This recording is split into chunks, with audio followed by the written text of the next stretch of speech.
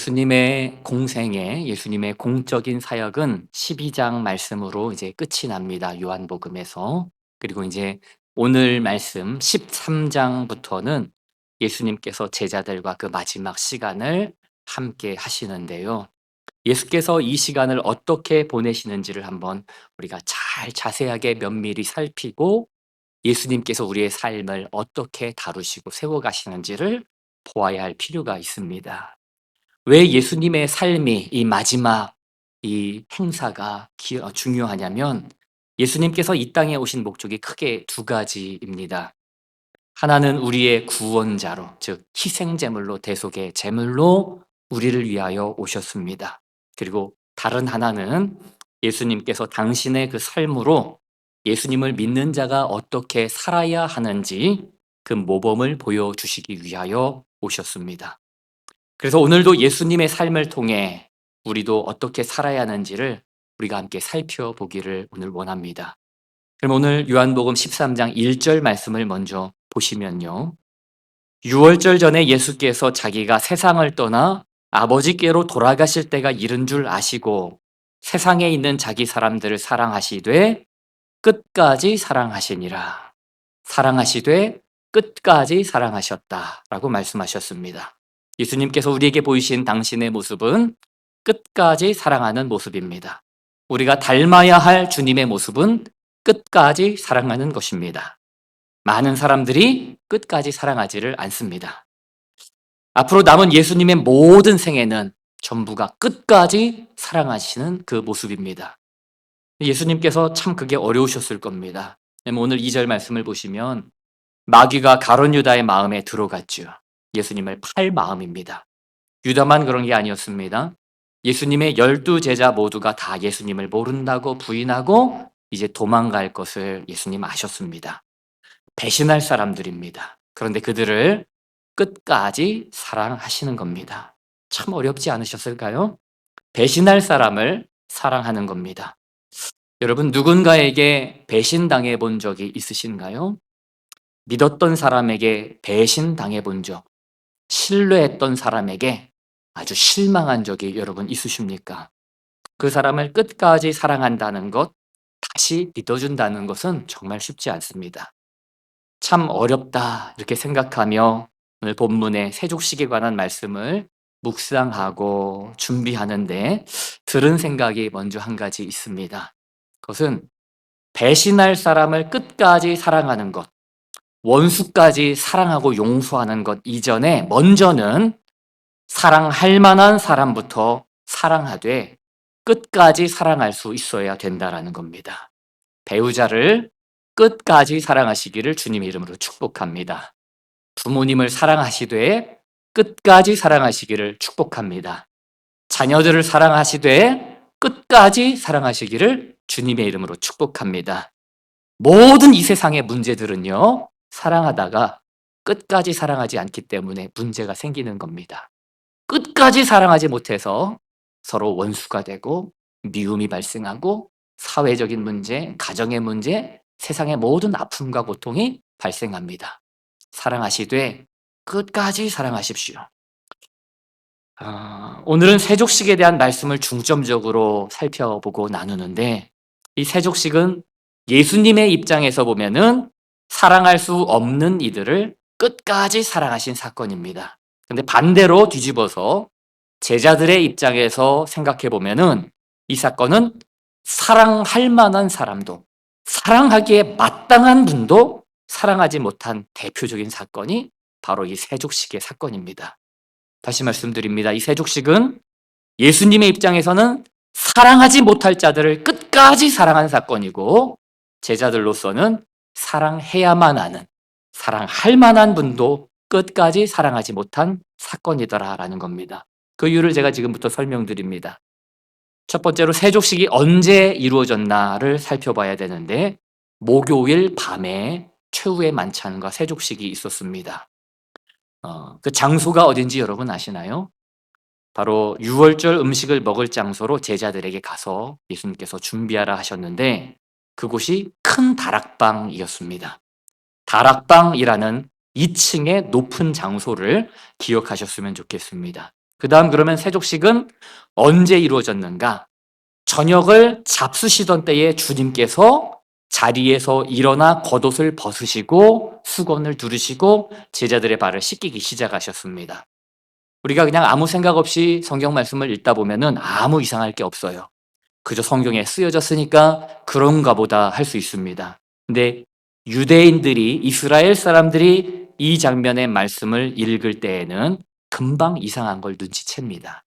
먼저 그 시대의 의식주 문화를 좀 이해해야 되는데요. 이스라엘 사람들은 맨발에 샌들을 신고 살았죠.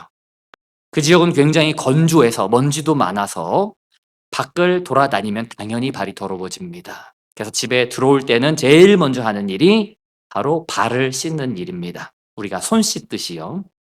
상식적으로 집 안에 들어서면 항상 대야와 물이 있고 수건이 준비되어 있었습니다. 누가복음, 다른 복음서 7장 36절부터를 보시면 이런 기사가 나와요.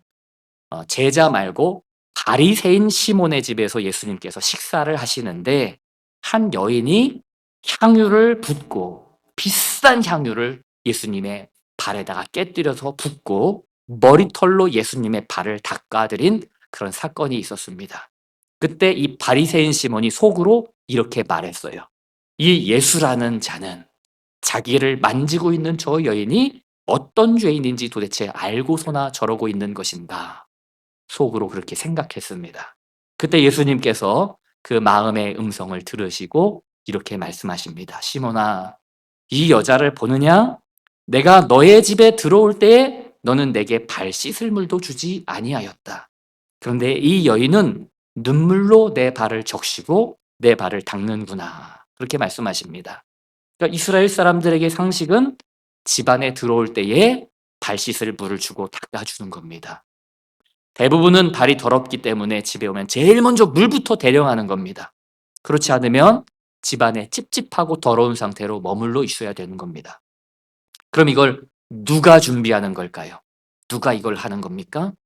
바로 그 집의 종이 하는 일입니다. 종이 발을 씻을 물과 수건을 대령합니다. 만약에 종이 없으면 누가 물을 대령해야 됩니까? 그 집에서 지위가 제일 낮은 사람, 제일 천한 사람, 제일 순위가 낮은 사람이 그 발 씻을 물을 대령하고 씻겨주는 겁니다. 다시 오늘 본문에 유월절 만찬이 있었던 다락방을 생각해 봅니다.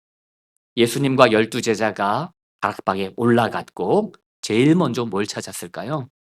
발 씻을 물이었을 겁니다. 그런데 발 씻을 물이 준비되어 있질 않았어요. 그래서 마치 식사를 할 때 손을 안 씻고 먹는 것과 마찬가지입니다. 여러분, 최후의 만찬 자리에 발 씻을 물이 없는데 왜 아무도 안 움직였을까요? 제자들이. 상식적으로는 누군가 그 자리에서 일어나 아래층으로 내려가 물을 길어다가 물을 떠다가 발을 씻겨야 했을 겁니다. 자기도 씻고 다른 분들도 씻어줬어야 될 거예요. 근데 성경에 보면 제자들 중에 한 사람도 안 움직였어요. 왜 안 움직였을까요? 퀴즈입니다. 왜 안 움직였을까요? 왜냐하면 움직이면 그 사람이 그들 중에 어떤 사람이기 때문에 제일 서열이 낮은 사람이 되는 겁니다. 씻으면, 움직이면 그렇게 되는 거예요. 예수님과 제자들이 예루살렘으로 가는 길에 이런 일도 있었습니다. 예수님께서 십자가를 지러 예루살렘으로 가시는데 제자들은 오해를 했어요. 왕이 되기 위해 예루살렘으로 가시는구나. 그래서 바로 그때 마태복음 20장 20절부터의 말씀을 보면 그때의 세베대의 아들 어머니가 그 아들들을 데리고 예수께 와서 절을 하며 무엇을 구하니 예수께서 이르시되 무엇을 원하느냐 이르되 나의 이 두 아들을 주의 나라에서 하나는 주의 우편에 하나는 주의 좌편에 앉게 명하소서. 예수께서 이제 왕이 되실 것이니 예루살렘에 가서 그곳에 좌의정 영의정 자리를 나의 두 아들에게 주십시오. 그러고 청탁을 한 겁니다. 이 옛날 시대에도 치맛바람이 이렇게 무섭습니다. 이때 제자들의 반응이 어땠는지 여러분 아세요? 그 말을 듣고 24절 말씀에 열 제자가 듣고 그 두 형제에 대하여 분이 여기거늘 아주 분노를 품었고 화를 냈다는 겁니다. 제자들의 분위기를 아시겠죠? 누가 더 크냐, 누가 더 우선순위를 갖느냐를 놓고 아주 첨예한 갈등이 그들 속에 있었습니다. 그래서 예수님께서 말씀하셨죠. 너희 중에 크고자 하는 자는 섬기는 자가 되고 으뜸이 되고자 하는 자는 그 사람의 종이 되어야 하리라. 나는 섬기러 왔노라 라고 말씀하시는데 제자들이 깨닫지를 못해요. 그런 신경전이 있었으니까 다락방에 올라가서도 최후의 만찬 자리에서도 발짓을 물어넘는데 아무도 안 움직이고 있는 겁니다. 움직이는 그 사람이 일단 서열 12번째로 확정되는 겁니다. 분위기가 살벌하죠. 그러다가 손 안 씻고 발 안 씻고 식사를 하는 가운데 이런 일이 있었습니다. 다른 복음서, 공관 복음서인 누가복음 22장 14절부터의 마지막 만찬에 대한 말씀이 예수님으로부터 있었고요. 거기서 아주 비장한 중요한 말씀을 하셔요. 이것은 너희를 위하여 주는 내 몸이라. 이 잔은 내 피로 세우는 새 언약이니 곧 너희를 위하여 붓는 것이라. 이 비장한 주님의 십자가와 구원과 대속의 죽음에 대하여 말씀하시고, 그리고 다음 절을 보시면 24절을 보면은 제자들이 어떻게 해요? 24절에 또 그들 사이에 그 중에 누가 크냐 하는 다툼이 난지라. 예수님 그렇게 중요한 말씀을 하신 십자가에 대한 생명과 구원에 대한 말씀을 주시고 났는데 자기의 죽음에 대해 비장하게 말씀하셨는데 그들 중에 또 이어서 누가 크냐 누가 높냐 다툰 겁니다. 바로 그때 예수님께서 이 다투는 소리까지 들으시고 그 자리에서 일어나신 겁니다. 누가 크냐 다툼 소리를 들으시고 일어나 겉옷을 벗으셨습니다. 그곳은 2층 다락방입니다. 1층으로 내려가서 물과 수건을 가져다가 예수님께서, 주께서, 선생께서 그들의 발을 한 사람씩 닦아주기 시작합니다. 저는 이 부분을 강조하고 싶습니다. 한 사람씩 12사람을, 12제자를 전부 다 닦아주셨습니다. 발을 씻어주기 위해서 제자들의 발을 씻기 위해 예수님께서는 도대체 몇 번씩이나 아래에서 위로 오르락내리락 하셨을까? 여러분 한번 상상해 보시기를 바랍니다. 사실 정상적으로는 제가 생각할 때 이래야 맞습니다. 예수님께서 두세 사람쯤 씻겨주시고 나면 제자 중에 하나가 예수님 안 됩니다. 멈추십시오. 이젠 제가 하겠습니다. 나머지 제자들은 제가 씻기겠사오니 주님 멈춰주십시오. 그렇게 간청했어야 제가 볼 때는 맞는 그림인 것 같아요. 그런데 아무도 말을 안 합니다. 끝까지 예수님께서 12명 제자들의 발을 다 씻어주셨어요. 끝까지. 여러분 그 분위기를 아시겠습니까? 오늘 본문 말씀 속에서 예수님께서는 이 사랑하지 못할 대상들조차도 끝까지 사랑하셨습니다. 오늘 세족식의 모습이 무엇입니까? 제자들은 사랑할 만한 대상도 자기들의 자존심 때문에 못 움직이고 끝까지 사랑하지 않고 있더라는 겁니다. 끝까지 안 움직입니다. 왜요? 움직이면 내가 제일 천한 자가 되니까. 움직이면 내가 제일 낮은 자가 되니까요. 오늘 말씀을 우리 삶에 적용하기를 원합니다. 우리가 예수님을 닮아야 하는데 우리에게 제자들 닮은 모습이 때로는 있습니다. 내가 이런 것을 하면 좀 낮아 보일까? 내가 저런 일을 하면 혹 작아 보일까? 그 일을 안 합니다. 신앙생활은 뜬구름 잡는 이야기가 아닙니다. 신앙은 구체적인 삶으로, 구체적인 행동으로 드러나는 게 신앙입니다. 섬김 받으려 하기보다는 섬기는 은혜가 우리 모두 가운데 있으시기를 주님의 이름으로 축복합니다. 발 씻을 물을 가져오는 것은 우리가 일상으로 따진다면은 쓰레기 비우는 일, 줍는 일, 더러운 것 치우는 일, 남들 볼 때에 좀 귀찮은 일, 허드렛 일들을 지금 하는 것이 될 겁니다. 저와 여러분이 허드렛 일이라고 생각하는 그 일, 남들이 안 하는 그 일을 주님처럼 하시는 은혜가 있기를 소망합니다. 여기서 한 가지 저는 의문이 떠올랐습니다. 예수님께서 12명의 제자들의 발을 다 씻어 주셨는데 그러면 정작 예수님의 발은 누가 씻어 주었는가 하는 점입니다. 성경에는 안 나옵니다. 예수님의 발을 씻겨 드렸던 제자는 없는 것 같습니다. 물론 씻었는데 기록되지 않았을 수도 있지만 성경에는 분명히 누군가 예수님의 발을 씻어 주었다라는 기사가 한 절도 없습니다.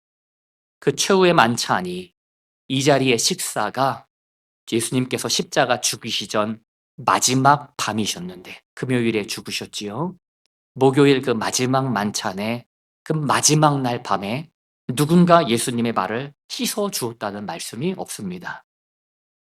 씻김 받지 못하신 그 발로 예수님의 손과 발은 십자가에 못 박히셨습니다. 우리가 사순절을 지키고 있는데 저와 여러분은 주님의 발을 씻겨 드리고 계십니까? 한 주간 무엇을 하면서 오늘 이 자리까지에 이르셨습니까? 한 주간 주님의 발을 씻기는 삶을 살다가 이 자리에 오셨습니까? 우리 곁에 계신 주님을 놓치지 않는 저와 여러분이 되기를 주의 이름으로 축원드립니다. 우리 주위에 함께 계신 주님을 바라보게 되시기를 축복합니다. 주님 어디 계십니까? 우리 곁에 함께 계십니다. 사진 하나 좀 띄워 주시겠어요? 제가 캐나다 본영의 상업부에 군복을 사러 갔다가 현관문 1층으로 바깥으로 나서는데 이렇게 옆을 보고 강사관이랑 얘기를 나누다가 요 편에 누가 앉아 있는 걸 보고는 깜짝 놀래 가지고 사람이 여기 앉아 있어 그러고 봤는데 사람이 아니라 바로 저 동상이었습니다. 그 사진인데요. 이게 제목이 홈리스 지저스입니다. 거린의 동상인데 이 거린이 누굽니까? 자세히 보시면 저 손에 못자국이 있습니다. 못자국이 있어요. 이 예수님의 동상입니다. 저와 여러분 곁에 언제나 주님께서 함께 하십니다. 제자들의 모습이 우리들의 모습일 수 있습니다. 영문에서 은혜 받으려고만 하고 섬김 받으려만 하고 섬기지 않는 모습이 우리 가운데 있다면 회개하게 되기를 소망합니다. 섬기시는 은혜가 있으시기를 축복합니다. 둘째로 우리는 세족식에 대한 단순한 섬김의 의미만을 생각하는데 사실은 영적인 의미가 또한 여기에 함께 있습니다. 오늘 본문 6, 7절을 보시면은요. 시몬 베드로에게 이르시니 베드로가 이르되 주여 주께서 내 발을 씻으시나이까. 예수께서 대답하여 이르시되 내가 하는 것을 내가 지금은 알지 못하나 이후에는 알리라. 이 말씀이 단순히 섬김에 대한 말씀이라면 모를 리가 있겠습니까? 그 다음 절에 베드로가 내 발을 절대로 씻기지 못하십니다 라고 하니까 예수님께서 이렇게 말씀하셨습니다. 내가 너를 씻어주지 아니하면 네가 나와 상관이 없다 라고 하십니다. 이게 단순한 섬김일까요? 그러자 베드로가 깜짝 놀라서 주여 내 발뿐만이 아니라 내 손과 머리도 씻어 주옵소서 라고 했더니 예수님이 이렇게 말씀하십니다. 이미 목욕한 자는 발밖에 씻을 필요가 없느니라. 이 세족식에는 단순한 섬김의 의미만 있는 게 아닙니다. 오늘 본문의 이 목욕한 자는 바로 예수님을 믿고 회개한 자입니다. 회개하여 예수님을 믿게 된 자를 의미합니다. 우리가 예수님을 믿으면 우리의 모든 죄가 주의 은혜로 말미암아 깨끗하게 보혈의 공로로 씻김을 받아 새 사람이 됩니다. 진실되게 예수님을 나의 주님으로 고백하고 믿기로 결단하는 이마다 그 마음속에 그 삶에 새로운 역사가 일어납니다. 예수 그리스도께서 우리를 목욕시키듯이 당신의 보혈로 깨끗하게 씻겨주시는 정결하게 하시는 은혜가 있게 되어집니다. 그래서 예수님을 믿은 자는 목욕한 자와 같습니다. 우리가 깨끗해졌지만 그런데 살다 보면은 죄를 짓습니까? 안 짓습니까? 죄를 짓게 되고 넘어질 때가 있습니다. 그러나 죄를 짓게 되면은 이전에 예수님을 알지 못하는 이들은 예수님을 전혀 모르는 자들은 죄를 짓고도 하나님에 대한 인식이 전혀 없는 사람들은 죄를 짓고도 마음에 가책이 없습니다. 이렇게 다 사는 거지 뭐. 그러고 살아갑니다. 평생을. 예수님을 그러나 영접한 자들은 그 안에 내주하시는 성령으로 말미암아 그 마음에 가책을 주십니다. 그 마음에 아픔을 주십니다. 죄 지으면 고통스럽게 됩니다. 하나님으로부터 멀어지면 다시 주님을 찾고 싶은 마음에 일어나도록 하십니다. 성령의 역사입니다. 예수 믿는 자는 목욕한 자와 같습니다. 그러나 우리가 깨끗해졌지만 죄로 인해 때로는 발이 더러워지는 것 같은 일이 벌어집니다. 베드로는 이미 예수님을 믿어서 목욕한 자와 같지만 앞으로 어떻게 됩니까? 다음 날이면 예수님을 배신합니다. 예수님을 모른다고 부인합니다. 저주합니다. 그의 발이 더러워지는 겁니다. 근데 주님께서 그것도 씻어주시고 용서하여 주시겠다라고 말씀하시는 겁니다. 내가 너의 발을 씻겨야 하리라. 그래서 내가 너를 용서하지 않으면 너와 내가 아무 상관이 없다라는 의미에서 그렇게 말씀을 하시는 겁니다. 세족식에는 이런 의미가 있는 겁니다. 서로 섬길 뿐만 아니라 서로의 죄를 용서하는 은혜가 우리 모두 가운데 있게 되기를 주님의 이름으로 축원드립니다. 끝으로 목욕하는 것이 예수님께 구원받는 것을 의미하고 발 씻는 게 용서받고 용서하는 것이라면 진짜 사랑은 무엇일까 생각해 봅니다. 서로 발을 씻겨주고 씻김 받는 것도 사랑이지만 혹 우리 중에 아직 목욕하지 않은 자가 있다면, 아직 예수님을 모르는 분이 계시다면 목욕부터 그분이 할 수 있도록 복음을 전하는 게 사랑 중에 사랑이겠구나. 여러분, 왜 우리가 예수님을 전합니까? 왜 복음을 전합니까? 왜 자꾸 교회 가기 싫은데 교회 나오라고 왜 자꾸 이야기합니까? 왜냐하면 이것이 사랑이기 때문입니다. 그 우리가 목욕하듯이 전부가 씻김 받는 은혜, 우리의 모든 죄가 용서함 받아 새 사람 되는 은혜, 내가 느끼지 못하고 깨닫지 못했던 하나님 아버지의 사랑을 깨닫게 되고 누리게 되고 동행하는 삶을 사는 그 은혜와 폭락을 그 사람도 좀 느꼈으면, 그 사람도 누리며 살았으면 좋겠기 때문에 우리가 복음 전하고 예수 믿으세요, 교회 한번 오세요, 그렇게 이야기하는 것 아니겠습니까? 그래서 보혈로 아직 정케되지 않은 분들에게는 발을 씻겨주는 것은 나중에 할 일입니다. 사람을 사랑하신다면은 아직 목욕하지 않은 것 같은 그런 그분들에게 예수 그리스도의 이름을 전하는, 예수 그리스도의 복음을 먼저 전하는 은혜가 있기를 원합니다. 찬송가 중에 샘물과 같은 보혈은 임마누엘 피로다. 그 샘의 죄를 씻으면 정하게 되겠네 라는 고백이 있지요. 그 보혈로 아직 목욕하지 않은 분들은 깨끗이 전부가 씻겨지는 은혜가 있으시기를 주의 이름으로 축복합니다. 오늘 15절 말씀을 마지막으로 보시겠습니다. 내가 너희에게 행한 것 같이 너희도 행하게 하려 하여 본을 보였노라. 예수님께서는 사랑하라 라는 명령만 하신 게 아니라 사랑의 본보기를 보여주셨습니다. 부모님들, 자녀들에게 잘 믿으라고 말만 하시는 것이 아니라 본을 보이시기를 바랍니다. 기도해라 말만 하시는 게 아니라 기도의 본을 보여주시기를 소망합니다. 말씀을 읽어라 말만 하는 것이 아니라, 나는 그러면서 스마트폰 보는 게 아니라 내가 먼저 말씀을 자녀들 앞에서 읽는 본을 보일 수 있는 우리가 되기를 원합니다. 이것이 주 예수께서 우리에게 보여주신 것이고 말씀하신 일입니다. 본을 보이는 은혜가 있으시기를 주님의 이름으로 부탁드립니다. 오늘 말씀을 맺습니다. 오늘 세족식에 대해 말씀을 드렸는데, 예수님의 편에서는 사랑할 수 없는 대상들을 끝까지 사랑하신 사건, 제자들의 편에서는 사랑해야만 하고 사랑할 수밖에 없는 대상을 끝까지 사랑하지 않고 움직이지 않았던 사건이 오늘 세족식의 사건이었습니다. 나는 누구를 닮았습니까? 여러분은 나는 주님을 닮았습니까? 아니면 자존심 때문에, 내 고집 때문에 끝까지 움직이지 않았던 이 제자들을 나는 닮았습니까? 끝까지 12명을 모두 섬기신 예수님을 닮으셨습니까? 아니면 받으려고 하고 낮아지지 않으려고 끝까지 움직이지 못했고 섬기지 못했던 제자들을 닮으셨습니까? 찬송가 가사 중에, 찬양 가사 중에 삶의 작은 일에도 또 삶의 한 절이라도 주님을 닮기 원합니다라는 이 찬양을 함께 나누기를 원하는데요. 오늘 우리가 이 말씀을 들었습니다. 우리가 이제는 발 씻을 불을 먼저 떠오기 위해 움직이는 자 되기를 원합니다. 그게 예수님 닮는 겁니다. 서로 용서하는 은혜가 있기를 소망합니다.